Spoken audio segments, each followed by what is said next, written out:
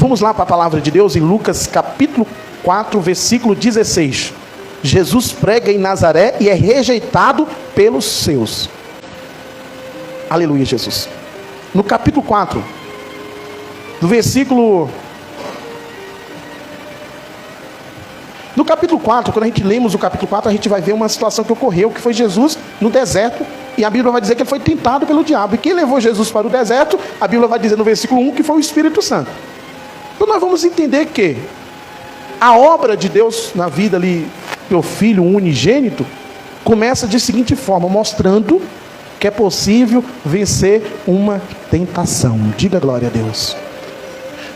E Jesus, ele vence de uma forma bem específica e clara. Ele vence através da palavra. Fala para a pessoa que está perto de você assim, ele vence o diabo através da palavra. Muitas das vezes a gente perde batalha para o diabo porque a gente quer lutar com ele como se fosse o Rock Balboa, lutar nos murros com o diabo. E a gente não tem força para lutar dessa forma com o diabo. A Bíblia diz, resiste o diabo, ele o quê?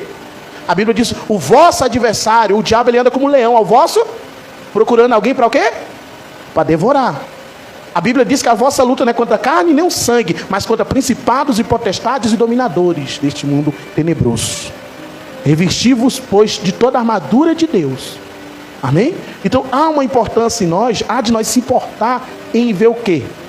Em ver que nós estamos numa batalha, em ver que nós estamos numa guerra, em ver que o inimigo não vai cruzar o braço quando olhar para nós, em ver que o inimigo ele está sempre se levantando contra a nossa vida, e para ele se levantar contra a nossa vida, às vezes você pensa que ele vai usar uma pessoa que nunca te viu na vida. Às vezes você pensa que ele vai usar quem? A pessoa lá do Afeganistão, o Hamas. Às vezes o Hamas vai mandar uma mensagem, olha, eu quero te derrubar. Não, não é isso. Às vezes você pensa que é isso. Às vezes o inimigo ele vai usar pessoas que estão do seu lado. Quem está entendendo? Por isso que nós temos que ter discernimento. Por isso que nós temos que ter sabedoria. E diagnosticar, analisar e falar de que forma eu devo viver. Aí nós falamos na abertura do culto. A Bíblia diz que o homem sábio é aquele que edifica a sua casa sobre... Quem é essa rocha? Jesus. Então se Jesus, ele é a rocha, e nós temos que edificar essa casa sobre essa rocha, está dizendo assim, meu irmão, se a sua casa estiver na rocha, vai vir ventania, não vai pegar na rocha, vai bater na rocha, mas não vai te atingir. Mas o ignorante, a Bíblia diz, aonde o ignorante coloca a casa dele? Na areia, sem alicerce. Porque o alicerce, ele é para cima ou é para baixo? Às vezes a dificuldade de se abaixar, de se diminuir, de se humilhar, impede a pessoa de ter uma vida melhor. Quem entendeu o que o pastor falou? Aquele que se humilha será o quê? Mas aquele que se levanta será o quê? Humilhado. A vida cristã não é uma vida que te faz você é só vitória, vitória, vitória, vitória, vitória, é só glória, onde eu for eu vou passando pela prova, e vai. Não, às vezes a vida cristã é te levando para baixo, é te fazendo cavar, é te fazendo diminuir, é te fazendo ir na casa do oleiro, é te fazendo descer, para o Senhor te refazer. O segredo, o que o João Batista falou? Que eu cresça, que meu ministério venha fluir, que eu venha... Não foi assim não? O que João Batista falou então? Vocês sabem? Que ele cresça.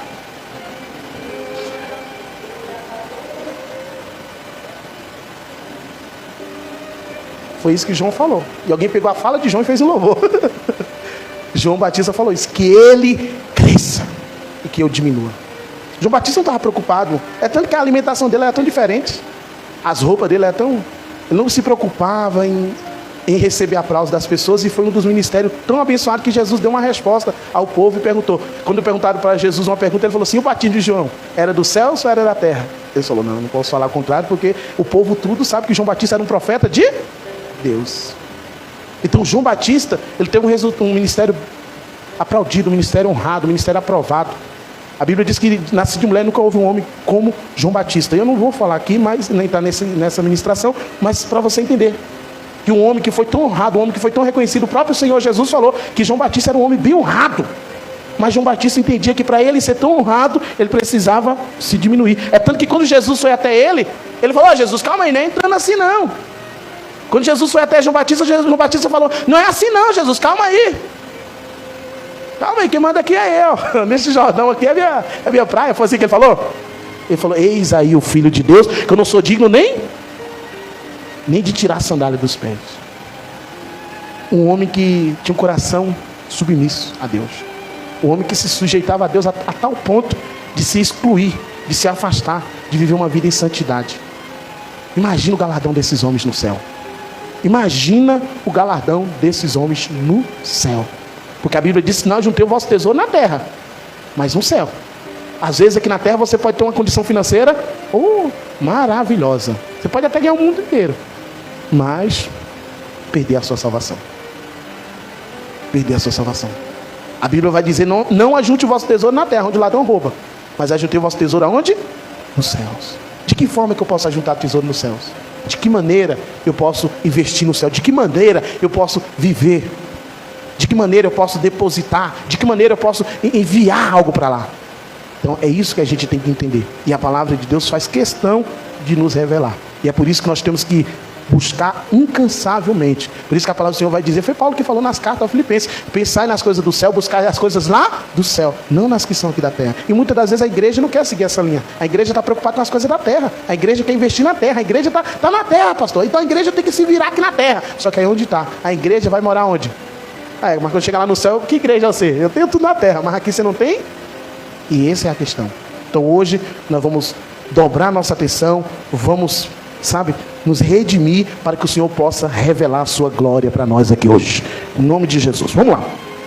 Lucas capítulo 4, no versículo 14, eu vou até voltar uns 2 versos, diz assim, Jesus voltando para a Galileia, principia a sua missão. Principia, poderia falar, inicia a sua missão. Tem tradução que talvez vai estar assim. Então Jesus, no poder do Espírito, regressou para a Galileia, e a sua fama correu por toda a circunvizinhança. Ensinava na sinagoga, sendo glorificado por todos. Diga glória a Deus.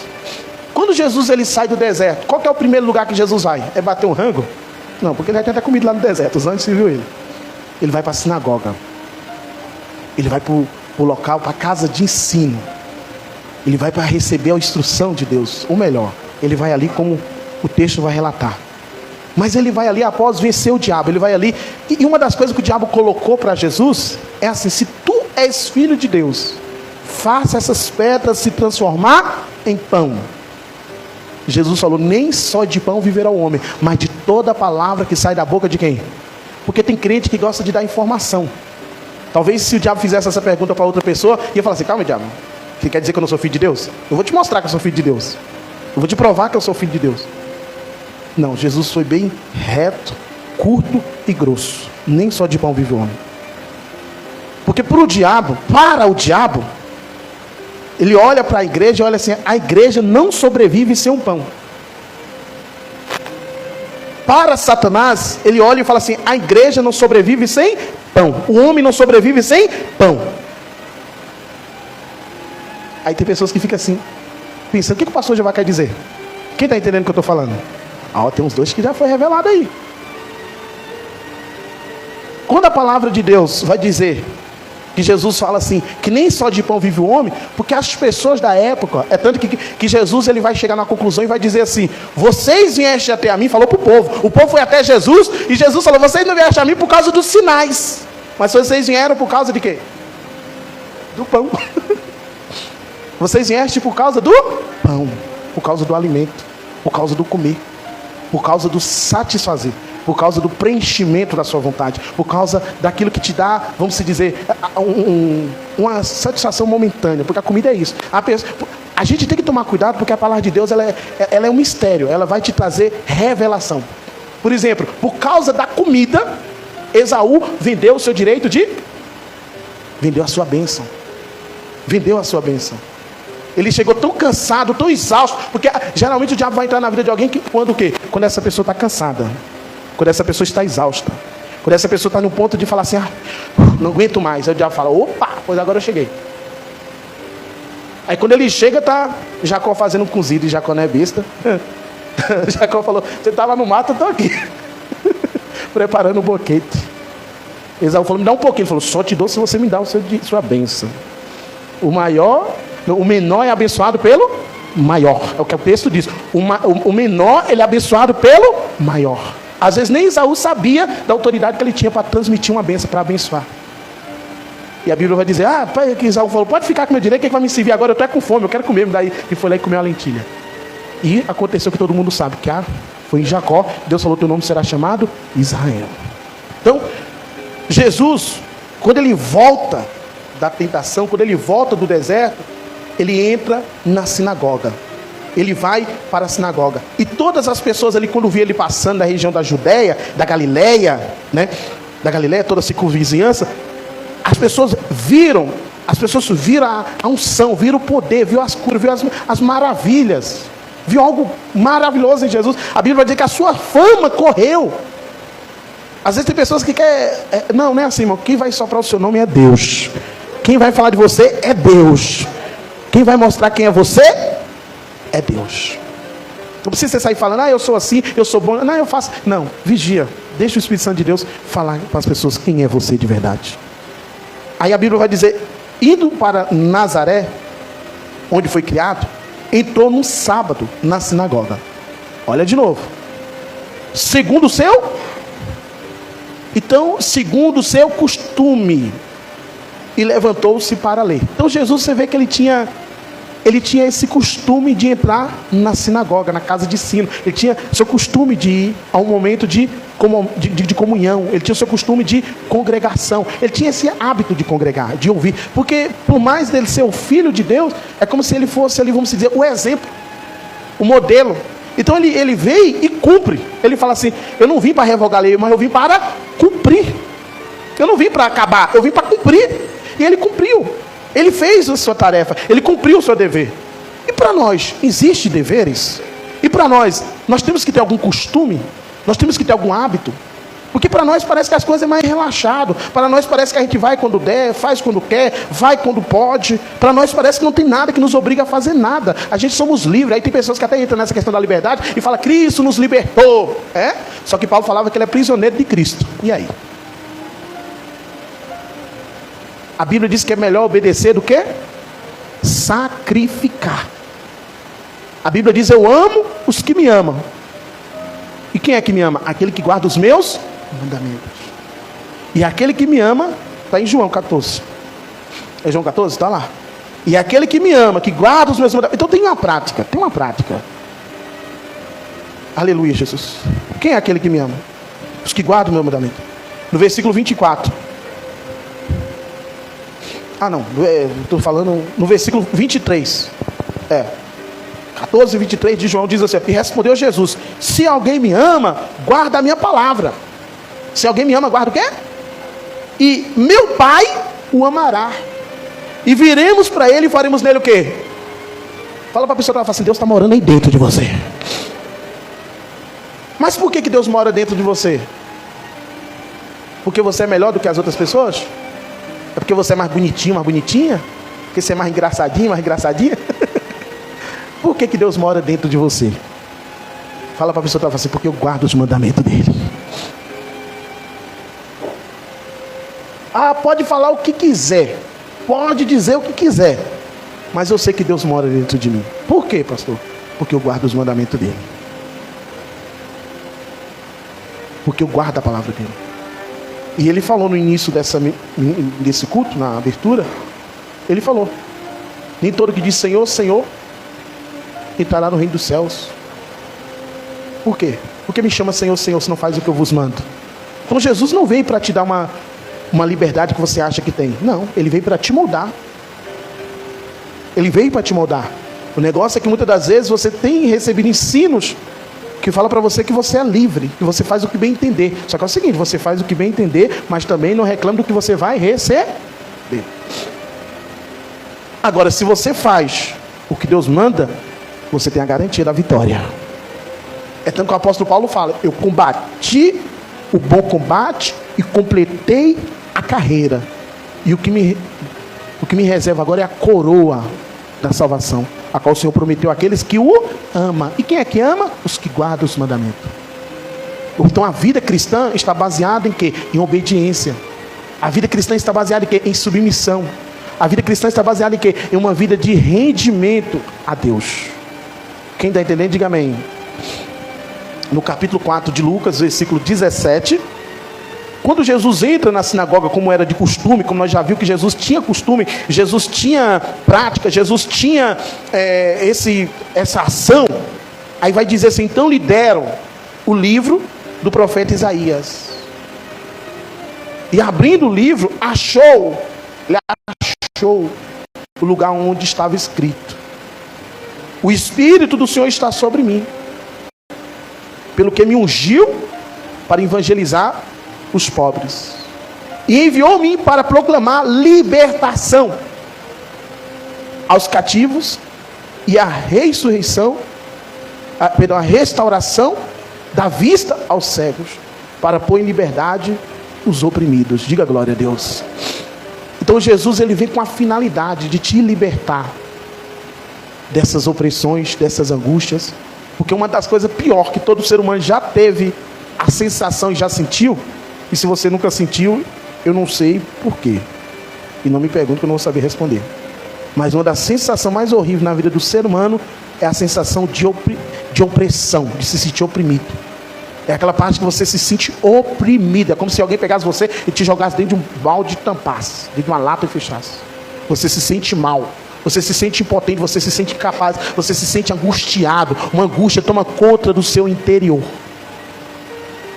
E aí, a única forma de você se livrar dessa opressão, dessa angústia, é através de Jesus. E de que forma que você vai até Jesus? Através da sua fé e oração.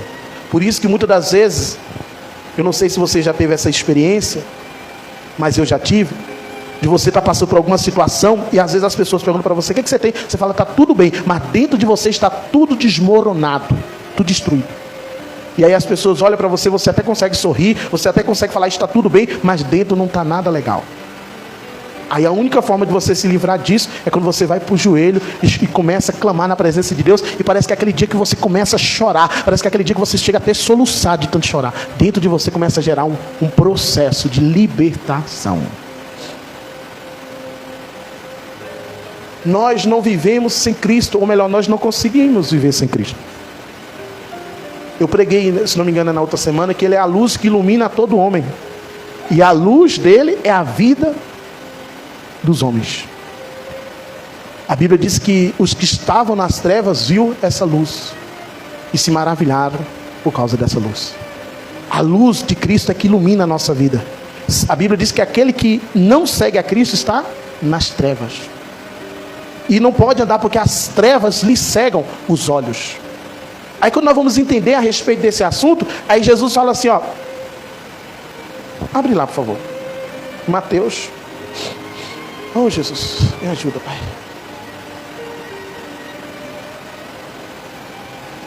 Glória a Ti, Jesus, glória a Ti, Senhor. Aleluia, Jesus, glória a Ti, Jesus, glória a Ti, Senhor. Aleluia, Jesus.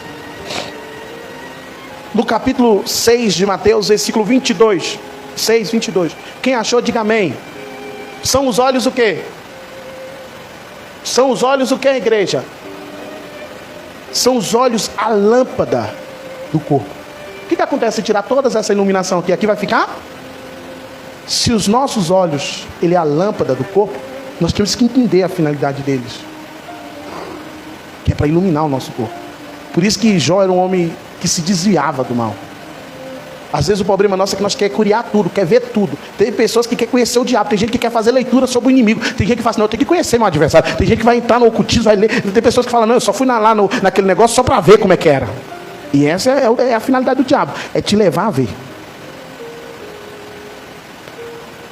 Porque quando você vê, aí é onde vem o desejo. E aí se você não vigiar, ele toma conta de você. Se Sansão não tivesse vindo a Dalila, ele nunca teria caído. Mas quando ele viu, ele foi tomado pela Dalila. Então a gente tem que vigiar aonde os nossos olhos vão. Tem que vigiar onde a gente olha. Tem coisa que não é nem para você querer conhecer. Tem coisa que você deve... Não, esquece isso aí. Esquece isso aí. Não. Ah, mas vamos lá só para a gente conhecer, amor. Vamos lá, irmão, só para a gente ver. Para com isso, irmão. Tem que fugir da aparência. Aí diz assim, os olhos são a lâmpada do corpo. Se os teus olhos forem o quê? Bons, todo o teu corpo será o quê? Então o que faz o meu corpo ser luminoso é os meus olhos. Tem uma passagem que um rei, acho que é Josafá, me corrija se eu estiver errado, que ele fala assim: porém os nossos olhos estão postos em ti. Olharei para o monte e direi: de onde virá o meu socorro? O meu socorro vem do Senhor que fez o céu e a terra. Jesus, quando andava sobre as águas, Pedro falou: Senhor, se és tu mesmo, me faça andar. Jesus falou: vem. Aí Pedro foi. Só que a Bíblia vai dizer que Pedro estava com os olhos fixados em quem? Em Jesus. E quando ele, com os olhos fixados em Jesus, a Bíblia vai dizer que ele andava. Só que num determinado momento ele afundou. Aí a pergunta é: por que ele se afundou? Porque ele tirou os olhos de quem? De Jesus. Fala para a pessoa do teu lado, fala assim: ó, nunca tirou os olhos de Jesus. Olhe para Cristo, viva Cristo. Aí no versículo 23, ele diz assim, ó: se porém os teus olhos forem bons, me ajuda aí, gente. Se porém os teus olhos forem maus, todo o seu corpo está em trevas. Porém, portanto, caso a luz que em ti há seja trevas, que grandes trevas serão.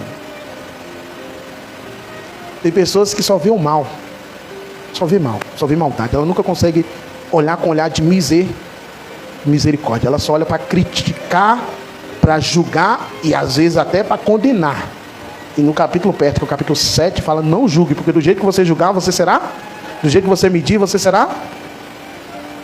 Então às vezes a gente está errando por não conhecer as Escrituras. Porque o texto fala isso: errais por não conhecer as Escrituras.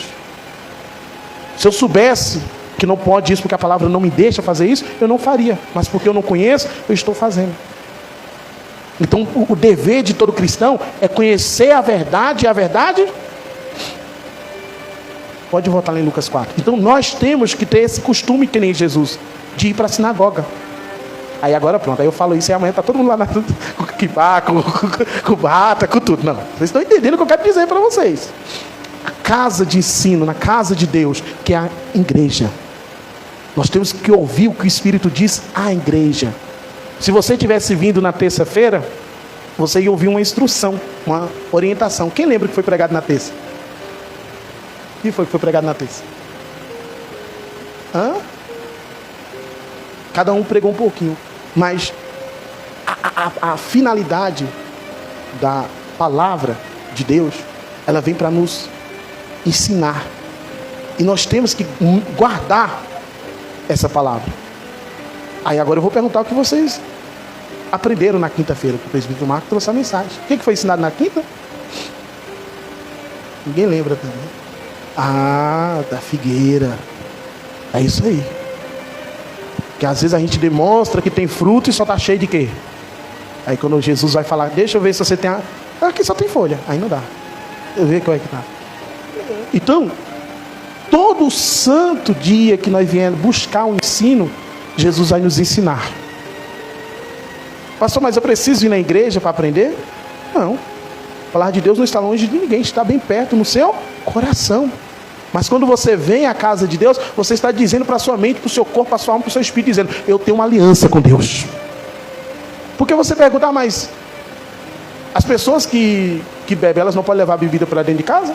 Pode, mas por que elas têm prazer de ir no bar encher a cara? Quem está entendendo?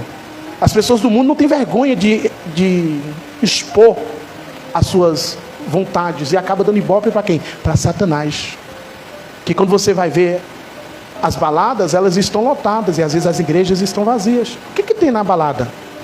Às vezes tem até tiro, briga, uma noite toda. E eu vou falar, eu trabalho de motorista de aplicativo. Às vezes eu pego o pessoal que vem reclamando: eu gastei tanto. Eu falei: porque isso aqui, só anda reclamando, gastei tudo. Não, você trabalha na empresa, você vê as pessoas dizendo: está caro, não sei o quê. Mas eles não deixam de praticar aquilo que dá ibope para o inimigo. O carnaval, cada dia, você não tem ideia o que é o procedimento para poder fazer parte de um negócio daquele lá, que eu não sei o nome. Escola de lição. Não, é porque eu fico vendo. Não tem como, eu estou no carro, estou ouvindo eles falando que participa dessas coisas. Não, já tem que participar, porque senão nós não podemos desfilar e não sei o quê, e não sei o quê, e não sei o quê. E eles fazem o processo praticamente, quando termina, eles já estão ensaiando para o próximo ano. E não pode faltar, porque senão perde seu espaço. Para as coisas de Deus, não. Vai de qualquer jeito. Para Deus é de qualquer maneira. Deus, amanhã eu vou, hoje não vai. Tá bom. Tá bom. O negócio é que eles ensaiam, chega o carnaval, eles já praticam. Nós estamos ainda no ensaio para ver naquele dia quem é que vai ficar lá com ele. Nós estamos num processo de caminhada para ver que quando chegar naquele dia, não é nem para bater na porta. Naquele dia a porta vai estar aberta. Naquele dia, se você chegar lá e a porta estiver fechada, é melhor nem bater. Melhor nem... mas eu vou chegar atrasado. Aqui a igreja, você chegar atrasado, pode entrar. Não tem problema não. Mas naquele dia, quando você bater na porta, a Bíblia vai dizer que ele vai abrir. Ele vai perguntar: quem são vocês? Eu não te conheço. Ele vai dizer: vocês que praticam o quê? A iniquidade. A iniquidade, a transgressão. Então a vida, pastor, eu quero ser salvo, pastor, igual nós estávamos falando na vigília. Tem crente que tem medo da morte. Que medo é esse de morte? Você não crê na sua salvação, não? Com Cristo morrer é lucro. Você tem que viver uma vida que agrade a Deus, uma vida de santidade. E quando você estiver aqui, pode crer que Deus está vendo o teu agir. Deus está vendo a sua trajetória. Deus está vendo as almas que você está ganhando. Deus está vendo quantas pessoas que te odiaram e você está dizendo: eu perdoo, eu abraço, eu cuido, eu amo. Porque dizer que você só ama quem te ama, isso qualquer um faz. Amar quem te ama, isso aí é fora, qualquer um faz isso. Amar quem te ama? Oh Senhor. Eu imagino Jesus olhando e falando: pai, e levanta chicotada, pá! Pai, estou com sede, vinagre. Pai, o que foi, filho? Perdoa eles, porque eles não sabem os que fazem. Você perdoa alguém que está te machucando, que está te matando. Pastor, mas isso aí só Jesus fez. Foi só Jesus mesmo que fez? Estevão também. Qual era o nome do outro? Estevão. Estevão sendo apedrejado, levando pedra. Eu imagino o outro falando assim: eu vou jogar essa pedra grande. Ele olhou para o céu e viu o céu aberto. Ele viu o céu aberto. E ele olhou e falou: pai, perdoa eles, porque eles não sabem o que faz. E isso é tão profundo, porque Estevão não foi um dos apóstolos que andou e ouviu essa fala de quem? De Jesus. Mas dentro dele estava o Espírito que estava em Jesus. Então dizer que é cristão não é uma igreja. Dizer que é cristão não é uma placa, não é uma camisa. Dizer que é cristão é uma prática. É você viver uma vida que guarde os mandamentos de quem? De Deus. Se alguém dizer que ama a Deus e não ama seu irmão, é mentiroso. Então no versículo 19 do capítulo 4 de Lucas, continua na pregação, após Jesus abrir esse texto de Isaías e falar essa palavra que é uma palavra messiânica, dando início da vinda do Messias, ele falando sobre ele mesmo.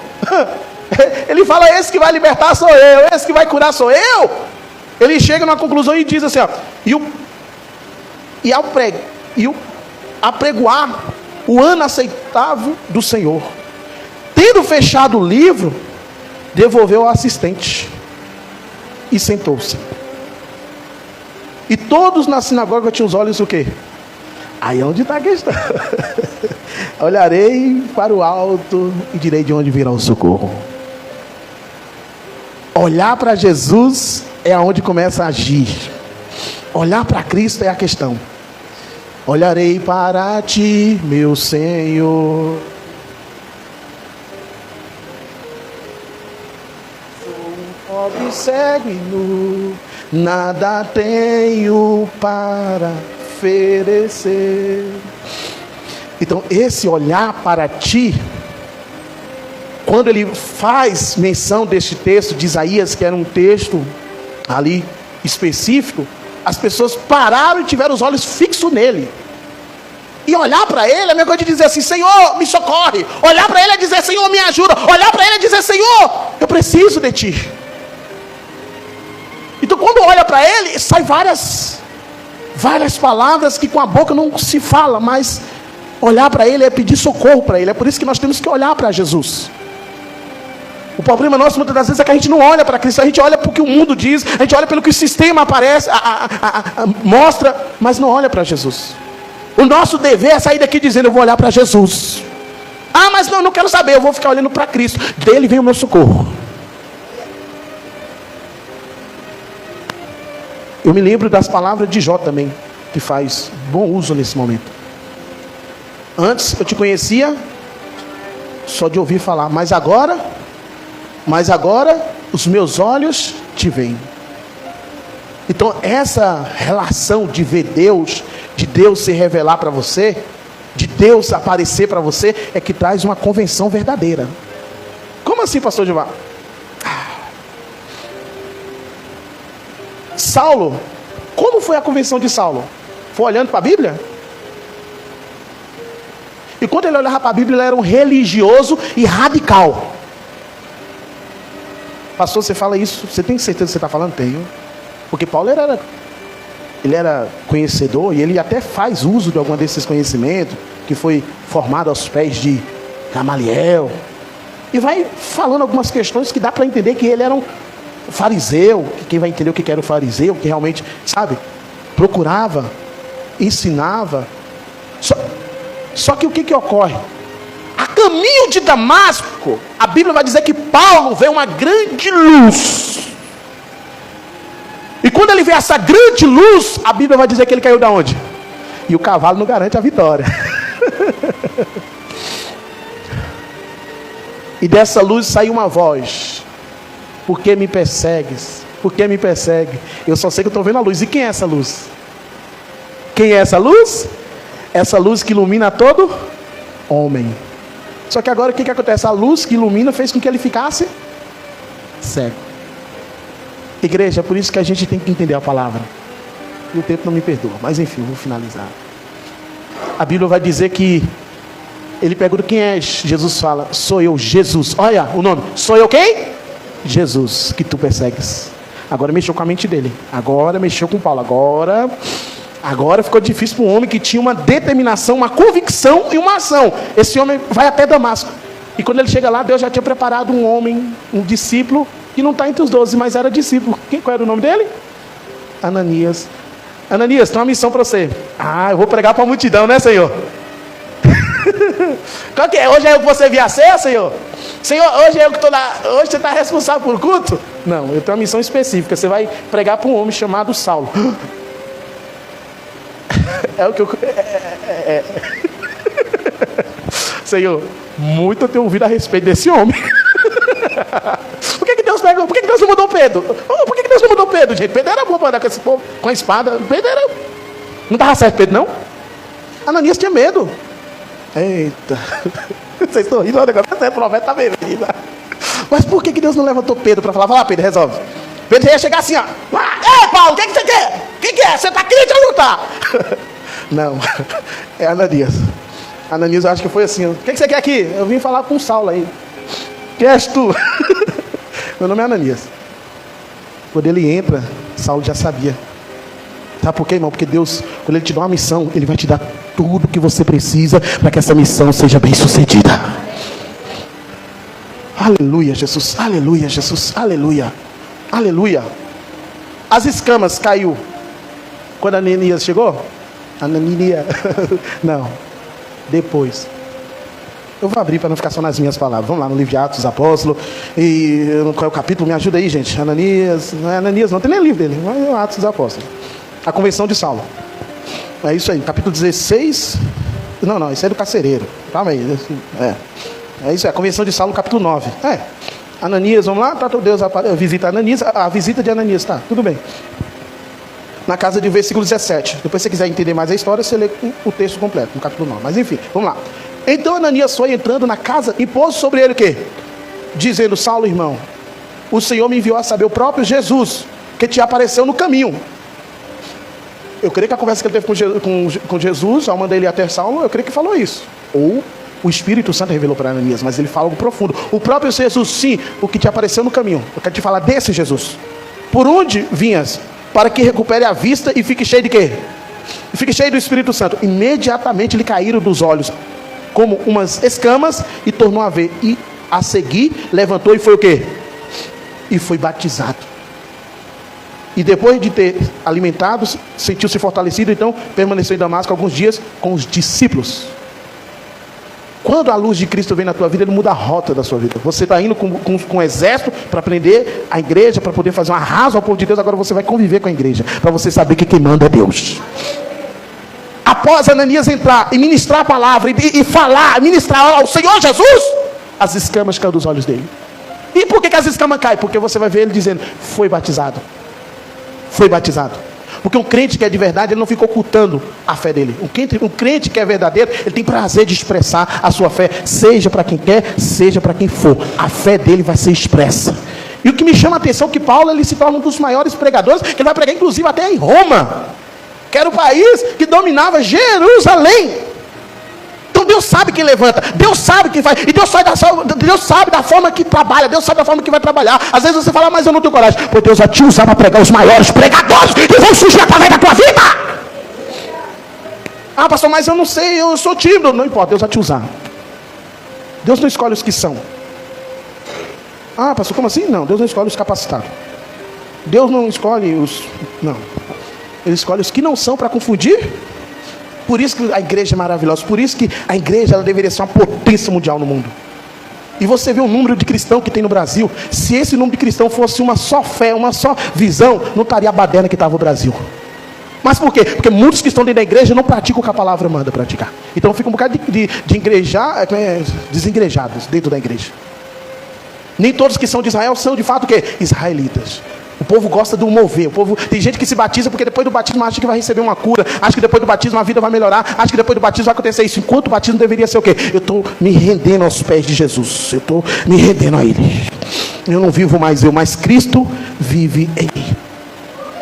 Isso deveria ser um verdadeiro batismo. Eu não me preocupo enquanto a igreja não tem batismo. Eu me preocupo sim quando haver o batismo. Porque quando haver um batismo, tem que haver de um verdadeiro convertido, alguém que está que nem Paulo, alguém que está dizendo, eu preciso ser um discípulo de Jesus. Outro dia eu vi num vídeo que tinha uma igreja que estava cobrando uma taxa de batismo. Uma igreja que estava cobrando taxa de batismo e tinha uma... você está pensando que não tinha? Tinha bastante gente querendo batizar. Oh Deus, tomara que... Não. O batismo, Vocês estão, meu Deus, eu falei na vigília que vai ter uma época que vai proibir o casamento. Mateus falou o quê? Eu tive que abrir o texto para mostrar para ele. Sabia que está mais caro para descasar do que para casar? Não, não é mais caro, mais difícil. Está mais difícil para o divórcio do que... É o mundo. Então as pessoas falam... Por isso que o cartório já te dá a opção. É em comunhão de bem ou parcial de bem. Por quê? O que é seu é seu. Tipo assim... Com o olho fechado e outro aberto, meu irmão. Se você separar, o que é seu é seu. Enquanto a Bíblia vai dizer o quê? Que os dois seriam uma só? O que é dela é meu, o que é meu é dela. Do home tite. É vida com Deus que faz a diferença. É vida com quem? Com Deus. Vida com Deus. Não queira viver só dentro de uma igreja de aparência, como aquela figueira que só tinha folha. Mas queira falar, Senhor, eu preciso dar fruto. Procura acordar na segunda-feira e dizer, eu preciso gerar fruto. Eu preciso dar fruto. Eu preciso dar fruto. Meu, é tão bonito quando Deus dá um testemunho de Jó. Você viu como é que Deus fala de Jó? Porque não há ninguém na terra semelhante a ele. E de Noé? A Bíblia diz que Deus ia destruir todo homem, mas porém achou graça nenhum. Se não fosse aquele, era o perigo. Por quê? Aí quando nós vamos ver Noé e Jó, os dois se desviavam de quem? Do mal. Era um homem íntegro, reto e temente a Deus. E o temor é o princípio da sabedoria. Quando eu perco o temor, quando eu acho que as coisas de Deus é de qualquer maneira, quando eu acho que eu posso fazer as coisas de Deus de qualquer jeito, quando eu acho que eu posso entrar de qualquer maneira na casa de Deus. Não, hoje eu vou no Jack, hoje eu vou no Nhacanhá. Eu vou pregar aqui hoje. É o perigo. É o perigo quando eu quero igualar as coisas de Deus. Não, eu vou fazer o seguinte, vai ser umas paredes pretas aqui, vai ser umas luzes, porque aí é o seguinte, aí a gente vai conseguir... Aí vai ser uma coisa boa. Você lembra aquela época de balada? Não era assim? Então, vai ser do mesmo jeito. Você vai vir? Eu vou estar junto aí, pastorzão. Só que é o seguinte, essa igreja, ela está te levando para o céu? Se ela estiver levando para o céu, dependendo das luzes, da parede preta, do que for, glória a Deus. Mas se ela não está gerando temor em você, não fazendo você lutar contra o pecado, sai da parede preta, sai da parede branca, sai da parede azul, sai de qualquer Jesus. Quem salva não é o homem, quem salva é Jesus. Os meus olhos têm que estar postos em Jesus.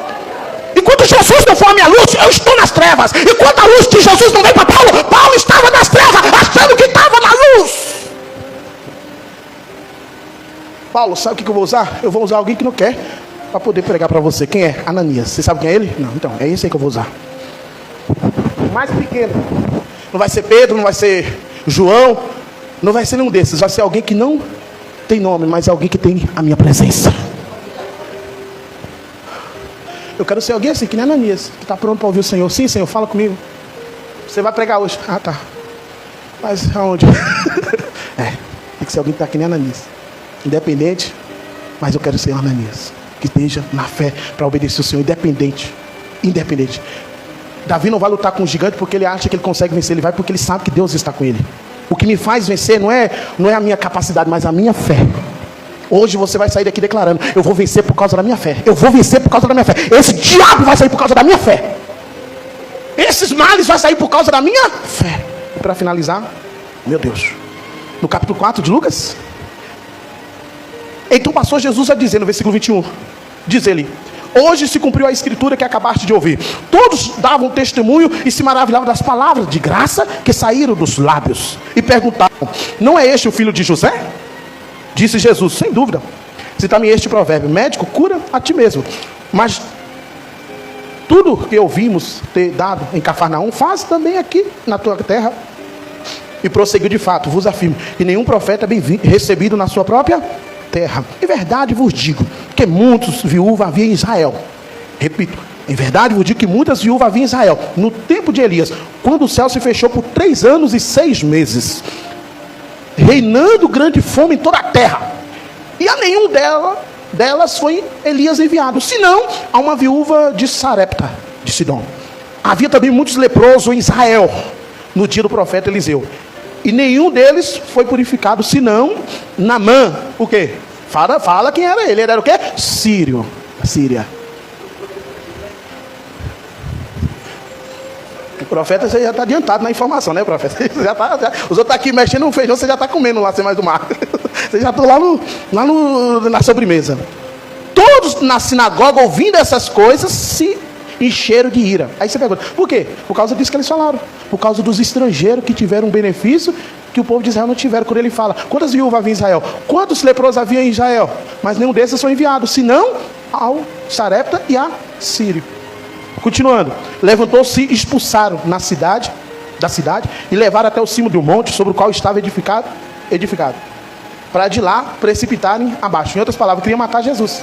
Que crente é esse que quer matar alguém? Fazer justiça com as próprias mãos? Jesus, porém, passando por entre eles, e retirou-se. Não adianta, meu irmão. Não adianta. Não adianta somente ser de Israel. Não adianta ser somente de Israel. Não adianta só fazer parte. Tem que viver. Tem que viver. Aquela viúva em Sarepta, ela teve o que as viúvas de Israel não tiveram. Aquele leproso sírio teve os que de Israel não teve. Eu preciso ter o que Deus quer que eu tenha. Fala para a pessoa: você precisa ter o que Deus quer que você tenha. E o que Ele quer? Eu não me lembro o texto, não me lembro o capítulo, mas é o que pregou na quinta. Ele quer fruto. Ele quer que quando ele olha para as folhas em nós, porque as folhas vai falar para ele: Senhor, eu estou pronto. As folhas vai relatar para ele: Senhor, eu estou pronto, pode vir. A noiva, ela não vai para o altar sem as vestes de noiva. A noiva, ela vai para o altar depois que ela já está arrumada. Então, quando Deus olhar para mim, olhar para você, Ele tem que olhar e falar: não, ele e ela está pronto. Você tem que olhar para você e falar: eu estou pronto. Porque a figueira sabia que ela estava enganando. E uma vida de enganação não agrada a Deus. Não agrada a Deus. A gente temos que não... E o Tiago vai dizer que não seja que... Não olhe para o espelho. Não olhe enganando a si mesmo. Pelo contrário, viva e seja praticante da palavra de quem? De Deus. Seja praticante. Então, eu tenho que olhar para mim e falar: eu quero dar fruto. Eu quero dar fruto. Eu quero gerar fruto. Se você colocar no seu coração que você quer gerar fruto, aí eu vou pedir para a igreja ficar de pé e abrir João 15. João 15, para nós finalizar. João 15, versículo 5. O que está escrito aí? João 15, 5.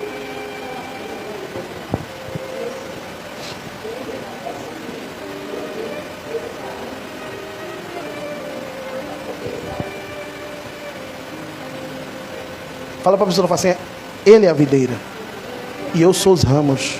Se eu estiver nele, eu vou dar muito fruto. Porque sem mim nada. E aí ele fala no versículo 6: se alguém não permanecer em mim, será o quê? Lançado fora. E a semelhança do ramo secará e apanharão e lançarão no fogo e o queima. Fala para a pessoa assim, você não vai ser queimado com esse fogo, mas vai ser queimado pelo Espírito de Deus para dar muito fruto. Hoje eu quero declarar na tua vida que você vai sair daqui gerando fruto. E outra coisa, viu? Eu sempre falo quando eu prego essa mensagem, quando você começa a dar fruto, vai vir as pedradas. E é na hora... Por que o inimigo tem essa intuição de querer jogar pedra? Para você desistir. Você vai desistir quando vir as pedradas? Por isso que às vezes Deus fala, não vou dar fruto porque você não aguenta a pedrada. É aquele crente, não me toque. Deus vai te fazer dar muito fruto. E quando vir os frutos, você vai ter força para dizer, eu vou suportar. Coloca a sua mão junto do seu coração, fecha os teus olhos e fala para Deus o que você entendeu na mensagem.